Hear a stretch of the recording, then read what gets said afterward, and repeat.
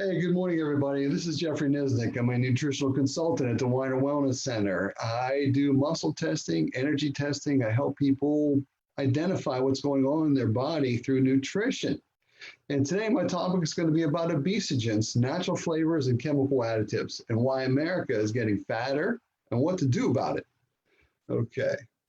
So a little bit about me. I'm a 1978 graduate of Center High School. I went to Carnegie Mellon, studied mechanical engineering there. I worked for civil engineering firms before getting into the health and healing arts field. And for the past 28 years, I've been helping people heal themselves. That's been my passion. That's what I love to do. And I thought I got pretty good at this. Okay, I'm on the radio with the Health Breakthroughs radio show. That's on Monday mornings at 10 a.m. It's Friday afternoons at 5 p.m. They repeat my show sometimes during the week. I'm also on several other radio stations. They broadcast on 4 radio stations. I'm also once a month on Nutritional Frontiers Holistic Truth radio show. It's usually on a Thursday morning at 8 a.m. And then once a month I'm on KDKA, sometimes twice a month on KDKA. It's a Saturday at 1 in the afternoon. Okay, FDA disclaimer, folks. I'm not a medical doctor. I don't treat, I don't cure, I don't prevent any disease or condition. This presentation and these statements are for informational purposes only, and they're not intended to treat, diagnose, cure, or prevent any disease. And should you have any medical condition, you're advised to see a licensed healthcare practitioner for that. And good luck with that. Okay, so body meridians. I use body energy. You know, everything around us is an energy. Everything. Everything's made of molecules, and all molecules have an electron cloud that's spinning around the nucleus of that molecule, and it's generating a natural frequency of vibration. It's generating its own unique electromagnetic radiation spectrum coming off of it. Everything is an energy, and all thoughts are an energy. And energy flows through our body in distinct lines, distinct meridians, and so forth. And I will test you. I will ask your body where you have all these weak reflexes. Then I ask your body what strengthens these weaknesses. You know, which particular nutrients, what type of supplements strengthen these things. And it can help you pinpoint, you know, what your body may be saying, hey, this one, these 5 supplements here strengthen everything and all these other ones don't. To me, I'd take the ones that strengthen everything. I can't tell you that this will fix this will fix that, but people have been doing exceedingly well. Okay, so let's go into the topic here. Now, obesogens may be functionally defined as chemicals that inappropriately alter lipid homeostasis and fat storage, change metabolic set points, disrupt energy balance, and or modify the regulation of appetite and satiety to promote fat accumulation and obesity. Basically, if you run a food company, you don't want people to scrimp and scrape on food. Then we want them to eat as much food as possible. And they're putting these chemicals in our food that are making us fatter, that change our metabolic set points. It reduces, it probably increases our natural weight, our set point. This can disrupt the energy flow in your body, but also basically this is promoted to accumulate fat and basically make you eat more and more and more, which in turn fuels the food industry, and it fuels the pharmaceutical industry, and it fuels the healthcare industry, and on and on and on. So examples of chemicals that may be obesogens: cigarette smoke, air pollution, tributyltin. I think I said that right. Tributyltin is a chemical that is widely used as a fungicide and heat stabilizers in polyvinyl PVC piping, which some of you people have that in your house. Flame retardants are obesogens. Phthalates. It's a broad class of chemicals that are added to many consumer products to make them softer. Isn't that nice? Here's some more. Bisphenol A, BPA, and some pesticides. Polychlorinated biphenyls, PCBs. You know, when you buy a fish oil at your local pharmacy or your local grocery store, are they filtering out the PCBs? Many of those things are not filtered. They're cheaply produced. They're not filtered, and you're getting this stuff in your system. You're taking a fish oil to be healthy, but at the same time, you're making yourself toxic with this stuff. We here at the Wider Wellness Center, we don't sell garbage, and everything is tested, and Nutritional Frontiers is at the forefront of testing and proving that their products work well. These are industrial chemicals that are used widely in the past in products such as paint, cements, and fluorescent light ballasts, sealants, adhesives. But also, obesogens are natural flavors and artificial flavors. So let's talk a little bit more about that. Natural flavors. Now, government regulations define natural flavors as those that derive their aroma or flavor chemicals from plant or animal sources, including fruit, meat, fish, spices, herbs, roots, leaves, buds, bark, and these are distilled, they're fermented, or they're otherwise manipulated in a lab. So they can take a chemical out of a food or any of these things, and if it's from a natural source, well, then it's a natural flavor. This is just insanity. So what's the difference between artificial flavors and natural flavors? Now, while chemists make natural flavors by extracting chemicals from natural ingredients, artificial flavors are made by creating the same chemicals synthetically. So when you see a package, it'll say natural flavors. You know, other packages will say no artificial flavors, but it has natural flavors in it. It's the same thing. So excitotoxins. Now these are classic chemicals, or they're usually amino acids that overstimulate neuron receptors. Neuron receptors allow brain cells to communicate with each other, but when they're exposed to excitotoxins, they fire impulses at such a rapid rate that they become exhausted, and excitotoxins can generate extreme levels of free radicals that cause additional cell deaths. Isn't that nice to be in your food? So more than 70 excitotoxins are found in most packaged and processed foods, including soups, sauces, gravy mixes, salad dressing, frozen dinners, diet foods, beverages, chips, fast foods. So when you leave your house and you buy something that's prepackaged, they're prepackaged with a bunch of junk design that make you fat, tired, fatigued, lethargic, make you Jones for food, make you crave food, make you addicted to food, make you fatter, and on and on and on.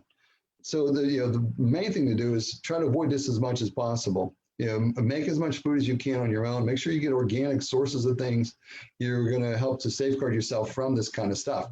So the main culprits are MSG, aspartame, where another name for that is NutraSweet, cysteine, hydrolyzed protein, and aspartic acid. Now they play a critical role in the development of serious neurodegenerative diseases, such as Parkinson's disease, Alzheimer's, amyotrophic ALS, migraines, and seizures. So these things are at the backbone of a lot of these neurological damaging diseases. So possible associations between excitotoxins and a slew of serious health conditions include strokes, brain injury, brain tumors, degenerative brain diseases, meningitis, neurological Lyme disease, encephalitis, schizophrenia, all related to these excitotoxins. But by the way, here we go, aspartame. Aspartame is another addictive excitatory amino acid food additive composed of aspartic acid, phenylalanine, and methanol. It was discovered by chemist James Schlatter in 1965. It's 180 times sweeter than sugar and accounts for 75% of food additive adverse reactions reported to the FDA. These are just the things that are reported to the FDA. How many people, feel off when you've eaten something and have all these food additives in it? You don't report this. And 75% of everything reported is from NutraSweet, from aspartame. So once ingested, the body craves more, and scientific data reports that it is as addictive as cocaine. And by the way, do you know how aspartame got on the market? The story goes with Donald Rumsfeld. He was the head of Searle Corporation. They were trying to approve aspartame for 19 years and kept getting shot down every year because of the number of brain tumors and brain cancers in the lab animals that were tested on. And then the new administration came in, they fired the head of the FDA and would only hire a new guy if he would approve aspartame. And that's supposedly how the story goes of how it got on the market. So phthalates are a group of chemicals used to make plastics more flexible and harder to break. These are often called plasticizers or elasticizers. Some phthalates are used as solvents or dissolving agents for other materials. So what do phthalates do to the body? When combined at low levels, some phthalates can act together to cause similar harm as seen with exposure to just one phthalate at high levels. So you can have one phthalate in a product or a number of other smaller ones, and cumulatively, they will act as bad as one really bad one. So phthalate exposures in humans has been linked to changes in sex hormones, And when you look around the world, many people have issues with their sexuality. So linked to changes in sex hormones, altered development of genitals, and low sperm count and quality. So, yeah, there's a whole nother topic about that where different organizations have been trying to reduce the population of the world, and we're putting chemicals into foods that lower reproductivity, and this could be one of them. So how can I recognize plastic toys and containers containing phthalates? So all plastics are not the same. One easy way to recognize plastic toys, clothing, bottles, food, and beverage storage containers, and or food wrap that may contain phthalate compounds is to look for the number 3 inside the universal recycling symbol, usually molded into the plastic on the bottom of the product. You know, when you see that little triangle with a number in it, you know, 1, 2, if it has a 3 in there, you want to stay away from that. Avoid products with the number 3 within the arrows and the letters V or PVC below the arrows. So here's a, you know, you've seen these product codes on plastic containers, you know, and for recycling, you know, a lot of times the recycling will take, you know, 1 through 5. But 3 is the one you want to stay away from. Choose products with the numbers 1, 2, 4, and 5 within the arrows. Many companies use phthalate-free substances such as polypropylene, recycling code number 5 to manufacture plastic products. So let's look at 3 ways you can help your body detoxify its plastic overload. So number 1, since they are detoxified through glucuronidation, you know, you want to take Dimpro and calcium D-glucarate each and maybe twice a day. So 2, having 2 or more servings of brassica or cruciferous vegetables a day advances the detoxification of plastics. These include cabbage, broccoli, Brussels sprouts, cauliflower, radishes, mizuna, I don't know what that is, but I wrote it down, watercress, arugula, turnips, collard greens, kale, rutabaga, and more. I got to look up that mizuna stuff. So number 3, a third way to get the phthalates out is with your far infrared syrup. Okay. So what is glucuronidation? We mentioned this up here, since they're detoxified through glucuronidation. Glucuronidation is the conversion of chemical compounds to glucuronides. And that's a method that animals use to assist in the excretion of toxic substances, drugs, or other substances that cannot be used as an energy source. It's just a natural process in our body. So another type of obesogen is a trypsin inhibitor. A trypsin inhibitor, you know, whenever you digest food, your body, your stomach's going to make, your pancreas is going to make all of these different digestive juices, and trypsin is one of them. There's trypsin, chymotrypsin, amylase, protease, lipase, all these different digestive juices, and this is one of those. Trypsin is one of those things. Now, there are trypsin inhibitors. A trypsin inhibitor is a protein and a type of serine protease inhibitor. Remember that, protease. Protease is an enzyme that digests proteins. It inhibits the digestion of proteins that reduces the biological activity of trypsin by controlling the activation and catalytic reactions of proteins. Trypsin is an enzyme involved in the breakdown of many different proteins, primarily as part of digestion in humans and other animals, such as monogastrics, I guess that's one stomach beings, and young ruminants. So when trypsin inhibitor is consumed, it acts as an irreversible and competitive substrate. So bear with me, this gets better. It combines with proteins to bind trypsin and therefore renders it unavailable. You can't use the trypsin to break down proteins when these trypsin inhibitors are in the foods, and interferes with the digestive process.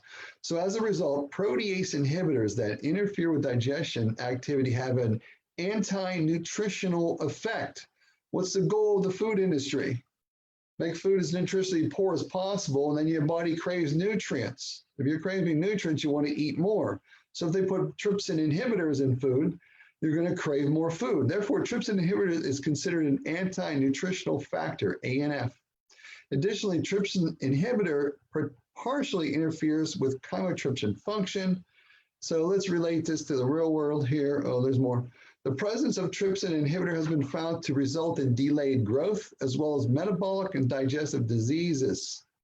Additionally, pancreatic hypertrophy, enlargement of the pancreas, is a common occurrence with trypsin inhibitor consumption. The presence of trypsin inhibitor in a product reduces the protein efficiency and therefore results in consumers' body not being able to efficiently and fully utilize the protein.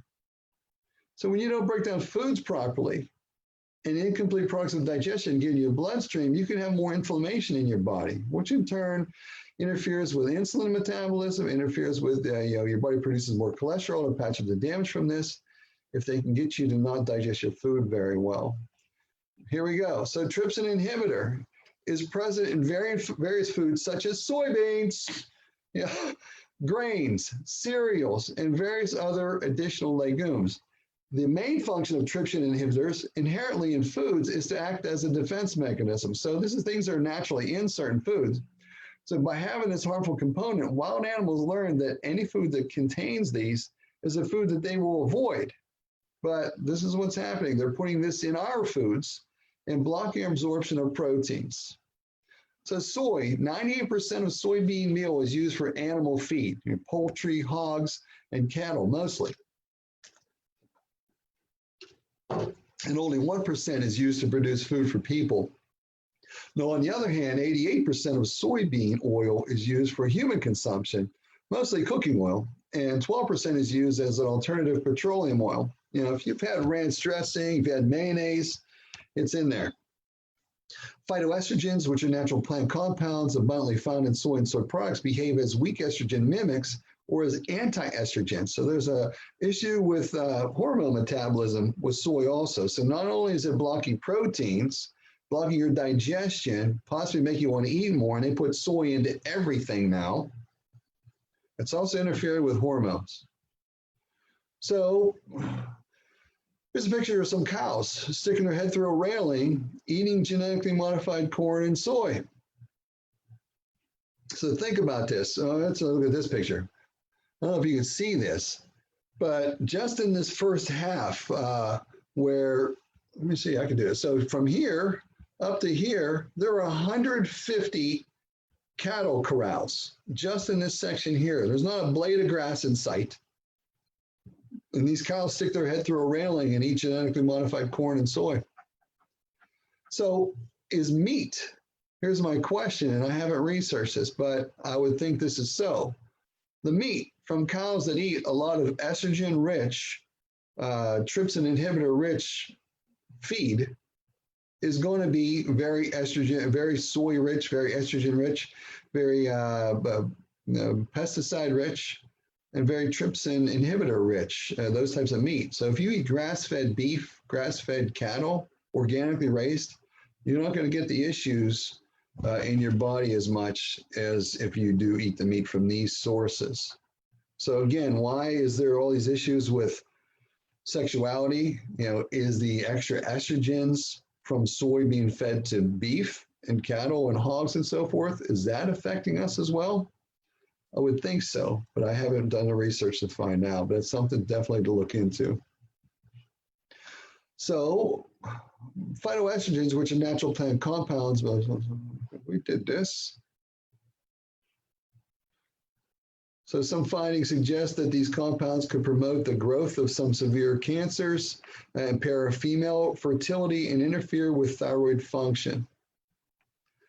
So chickpeas, why are chickpeas a problem? How many people like to eat hummus?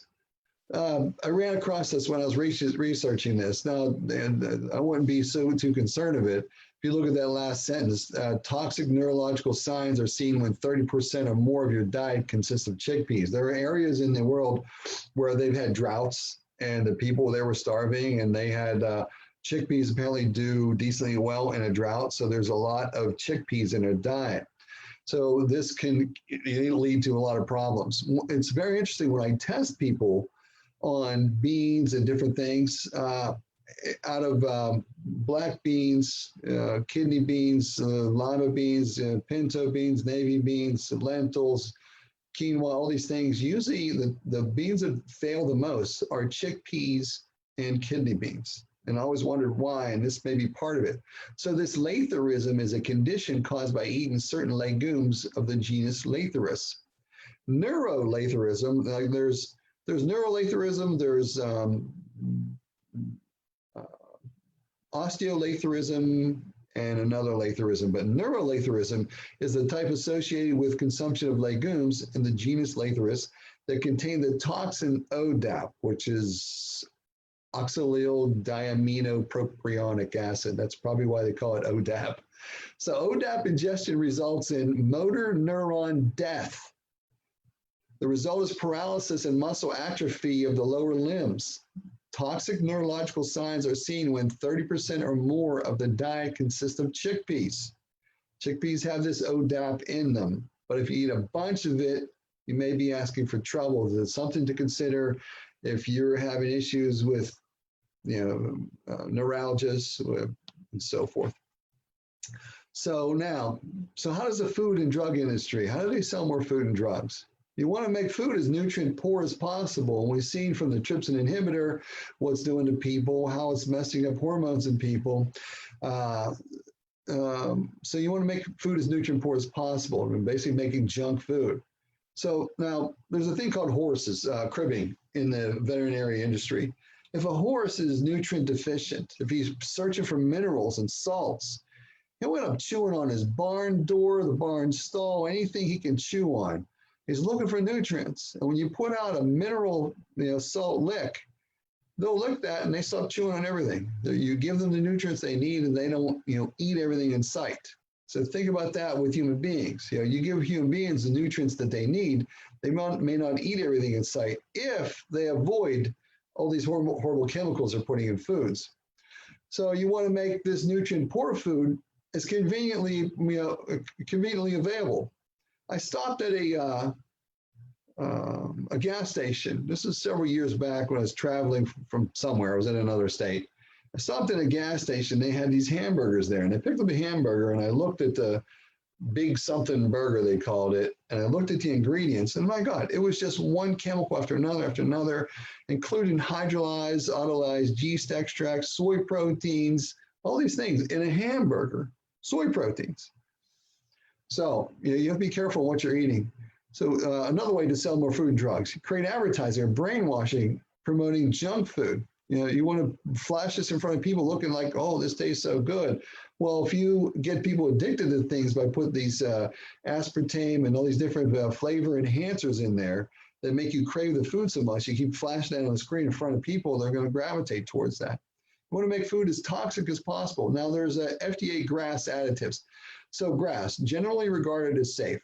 At a certain level, most of these natural flavors are GRAS, generally regarded as safe. Below a certain threshold of weight, they don't have to label what these things are.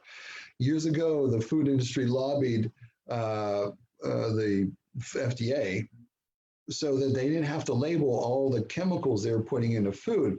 Below a certain threshold of weight, they didn't have to do this. I had a coworker years ago that dropped acid. He did LSD. And I asked him, do you shoot that? Do you inject that? He goes, no, it's a little liquid drop. You just put this little pinhead drop of this liquid on this little wafer square host and let that dissolve in your mouth. And you would have a hallucinogenic trip. I always thought, like, how much can that weigh? Well, these food manufacturers have made all these different chemicals that are GRAS, generally regarded as safe, and below a certain threshold of weight, they don't have to label these things. And they can put 100 different chemicals in your foods, and they don't have to label it. It's a natural flavor or it's an artificial flavor, and this is what's happening. So you want to, if you want to sell more food and drugs, you want to contaminate the food, the water, and air with as many excitotoxins, obesogens, and poisons as possible. So what do we do? And what do you do about this? Prevention. You want to minimize exposure to environmental chemicals. This is often challenging since it's hard to know where and what products contain toxic chemicals, but some general advice is to eat fresh organic fruits and vegetables. Eat as much of that as you can. Make as many meals as you can on your own from this. Reduce the use of plastics. Don't use plastics in the microwave. More of these elasticizers and plasticizers come out of the plastic when you heat in a microwave with something that's plastic. Purchase furniture that's not been treated with flame retardants and choose fragrance-free products. All these things can have an effect on our metabolism and our toxicity level. So not just a flavor enhancer, MSG. By now, most of us have heard of MSG, monosodium glutamate, and its role as a flavor enhancer. But how does MSG actually work? And this is important. You'll find this out in a moment.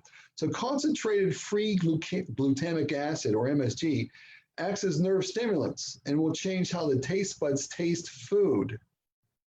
An unpleasant or even really bad tasting food can taste fantastic when high levels of glutamic acid are introduced as a, quote, flavor enhancer.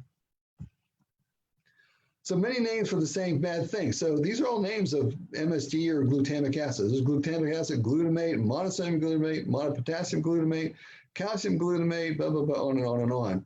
The very end, autolyzed yeast extract, hydrolyzed yeast extract. And when something's autolyzed and hydrolyzed, it makes MSG in your product. We're going to talk about more of that in a moment.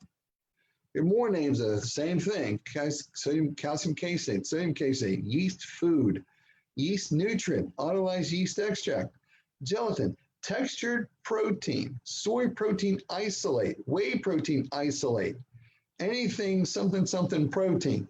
And then vetsin or Ajinomoto.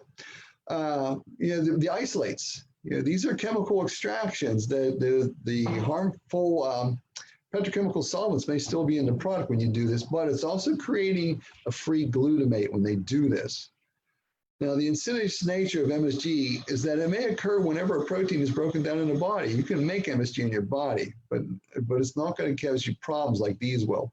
When folks are sensitive to MSG, they're reacting to free glutamic acid in the blood. MSG is made when free glutamic acid binds with a sodium molecule. Whenever protein is broken down in the body, glutamic acid is freed from a protein in which it naturally occurs, and you have the potential of free glutamic acid building up in the blood and possible toxic MSG reaction if you have serious issues with protein metabolism. So MSG reactions, whole versus processed foods. Now, while this whole process happens naturally when ingesting protein-rich foods like grains, meats, dairy, or even vegetables, the glutamic acid is released in concert with many other amino acids rather than in high concentrations on its own. That's the important takeaway there. There's all these other amino acids that are going to be present with it, and they won't be in high concentrations as glutamic acid. So as a result, unadulterated whole food-based proteins do not cause a toxic MSG reaction in the body. But on the other hand, many processed foods, including organic health foods, contain processed proteins that harbor free glutamic acid, autolyzed yeast extract, hydrolyzed yeast extract, hydrolyzed soy protein, and on and on. Now, the FDA doesn't require that manufacturers label these foods MSG unless it's, quote, the added ingredient is 99% pure MSG. So if MSG is produced as a result of protein hydrolysis, hydrolyzed protein, autolyzed yeast extract, all this stuff, if that's produced as a result of hydrolysis or a byproduct of protein processing, the FDA does not require MSG to appear on the label. This is how they're getting away with making you addicted to food, making your taste buds taste 3 times more efficiently than they do before, making food taste like fantastic and you crave it all the time. They don't have to label it as MSG. You can put in hydrolyzed protein. Moreover, a product labeled no MSG may still have MSG or free glutamic acid as a result of protein processing, as long as pure MSG is not added. Getting away with stuff here. It's all semantics. The truth is that protein hydrolysis-based glutamates, or MSG, are found in just about every highly processed food.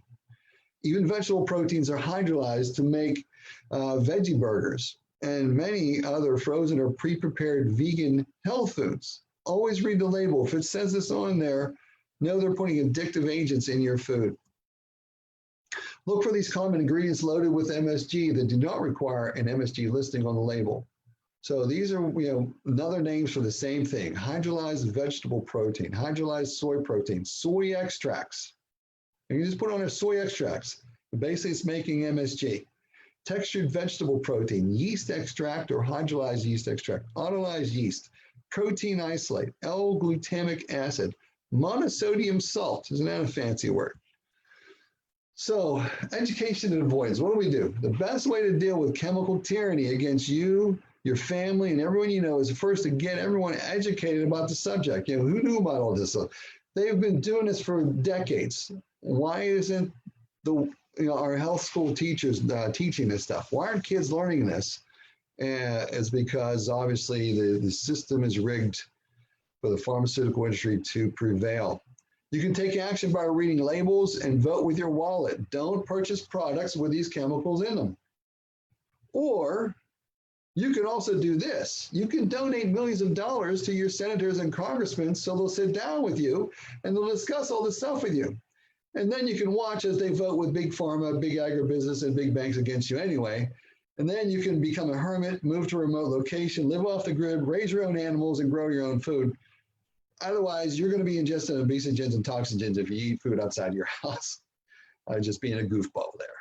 All right, so how do you know if a food, a heavy metal, a toxic chemical, an environmental factor, disease, pets, or thoughts are causing you problems? How do you discover what to do about it? Come to see me, spend an hour with me. I muscle test people. I kinesiology test it. I energy test it. I muscle test it. Folks, everything around us is an energy. Our body responds to energies, positively and negatively. Food can have a positive effect on you. Food can have a negative effect on you. I can test you to see where you have all these weak reflexes on your body. I can test you to see what strengthens all the weak reflexes. I can test you to see how you respond to foods. And we can look into, your overall diet plan. What do you eat? What do you drink? There's reflexes on your body that may allude to you having issues with a fungal overgrowth, parasite overgrowth, too much pathogens in your system. And then you can test to see which particular nutrients strengthens all the weak reflexes. That's basically what I do. So with that, I think we're coming to the end here. I also do allergy reversals, folks. If you have a problem with your dog, cat, whatever, grasses, trees, whatever, I can do allergy reversal treatments on these things as well. And with that, we're at the end of the presentation. And so Tracy, do we have any questions or comments on anything? Hang on one second. Just a few comments about people that have gone plant-based and have thanked you for, just making them aware of, what natural flavoring was. I think that's a big one for people. Yeah, I'm gonna stop your sharing there. But I think, they're just not aware. So if you don't know, you can't fix it. So I think it's good. Exactly. Also, I'd like you to touch a little bit, you have a few minutes, on food sensitivity. I mean, all of these things, Jeff, we can do them all right? We can take all these chemicals out of our body and, out of our food sources, but people are still sensitive to certain foods due to the inflammation that is built up over time. So can you talk on that a little bit? Yeah, foods are supposed to be broken down to their constituent components, amino acids, fats, fatty acids, sugars, and so forth. And everything in the body is directed and controlled by hormones. Hormones activate everything. Nothing happens in the body without hormones starting the process. And we produce lower and lower hormones as we age. And our ability to digest food can suffer as well. So when people come to see me, I'll test them and see if they need some support in breaking their food down. If you don't break your food down properly, you can react negatively to it. And these could be healthy things like tomatoes, peppers, and onions, and cheese, and who knows, lions and tigers and bears, oh my. And so having an idea what's going on in your body, having an idea what foods you really initially need to stay away from. And the amazing thing is that when people come to see me, if they've not taken a decent nutritional regime, chances are they're not digesting food properly, too efficiently. And because we're missing minerals, we're missing vitamins, we're missing different, factors, your pancreas isn't pumping out the right juices to break your food down. And then people end up reacting to this with inflammation. And the more inflammation they have, the less they have, more insulin resistance they may have. And the more insulin resistance they may have, all these other things go haywire and go wrong. So it all starts with digestion. What do you put in your mouth and how well you break it down, how toxic these things are. So when I test people, and we'll find out initially what's going on, and then I'll show them what nutrients their body is craving with kinesiology testing. And then they come back 4 weeks later, I test them again, and they don't feel hardly anything. except for steel, like one of the most difficult things for people to break down is the gluten that's in American wheat. I've been to Italy 4 times, and it's shocking. There's like no fat people there. I'm like a giant over there. I'm like I probably outweigh most people there by 100 pounds, and everybody's lean, toned, and shape, but they don't have these obesogens over there. These are illegal to be added to their food supply over there. They don't have genetically modified food. And their grains, though, this is the key, their grains are ancient grain wheat, where they have, our wheat has 5 times the amount of gluten in it than their wheat has.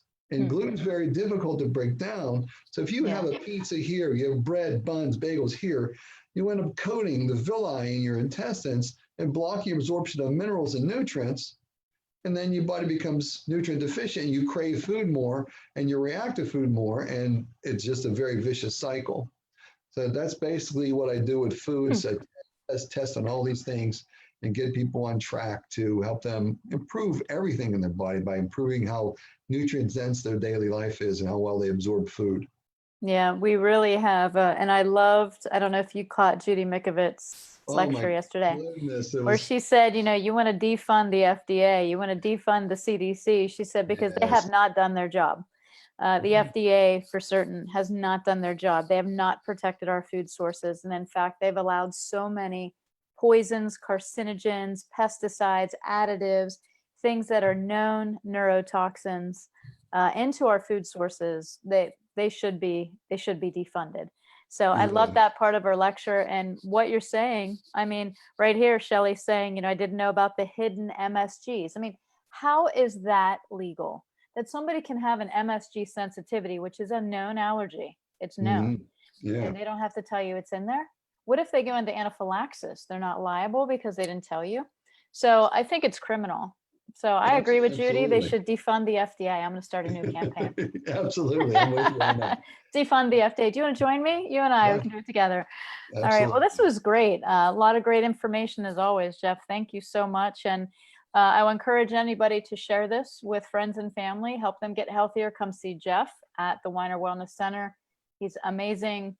You will feel better. I guarantee you. I have gone to him myself. So love what you do, Jeff. Thanks for sharing your incredible knowledge as always. Thank you, Tracy. It's always a blessing to do this. And now that we're doing it in this format, thousands of people can see this now. Yeah. I'm so thrilled about that. And thousands of people can benefit because you can test remotely as well, right? So can you give them some information on how to contact you and set up an appointment? Yeah, so call the Weiner Wellness Center at 412-922-9355. That spells out 412-922-WELL, 9355. Call the Weiner Wellness Center. We'll set up an appointment with you. I remotely tested a lady in Louisiana last week, and another lady, can't remember where she was, but remote testings could be wildly effective. I've saved my brother's dog's life like 3 times. Where for 4 months he was on his deathbed, and he was at the point where he wasn't eating, and my brother had to carry him outside to do his business. I remotely tested him. I brought a bunch of supplements with me that night, drove down to Kentucky where he was, and we gave him the supplements, changed his diet, and all the things I found he had an issue with. In like 3 days, the dog was back to brand new again. It was amazing. It was one of those things, Tracy, that when that happens, like Dr. Weiner used to talk about it. He used to different test people from a distance. And I always thought that's wackadoodle. But then it happened for me. Yeah. And my brother's dog's Binks was alive and happy for 4 more years. So it's very, very possible. So call the Weiner Wellness Center, 412-922-9355. And also one shameless plug for you and I. We're going to be lecturing together on November 14th in Pittsburgh. You are going to be teaching applied kinesiology, all the things that you do with muscle response testing, teaching people how to know what nutrients to select for the body. And I'm going to come in with face, tongue, and nail, looking at the face, looking at the tongue, and looking at the nails. And this is a all-day interactive practitioner-based course. So you can come, be with like-minded people, sign up, incredible price, all-day training event with Jeff and I. And we're going to teach you how to do this. I'm going to teach you. Yeah, this is going to be so much fun. This will be interactive. I'll be testing people. I'll teach you how to test people, how to utilize this system for your family, for your friends, for your coworkers, for your clients as well. Yep. And really, really looking forward to doing that. November 14th. November 14th. Yeah, it's at the Meadowlands in Pittsburgh. And you can actually get on Nutritional Frontiers website, www.nutritionalfrontiers.com, and hit the events tab and sign up for it. Or you can call them to sign up at 412-922-2566. So Jeff, awesome as always. Stay tuned because next we have Mike Gallagher from Nutritional Frontiers. He's going to be talking about DMG. Darn mighty good from head to toe. All right. Thanks, Tracy. All right. Have a good day. You do for us. All right, bye-bye. Absolutely. Bye.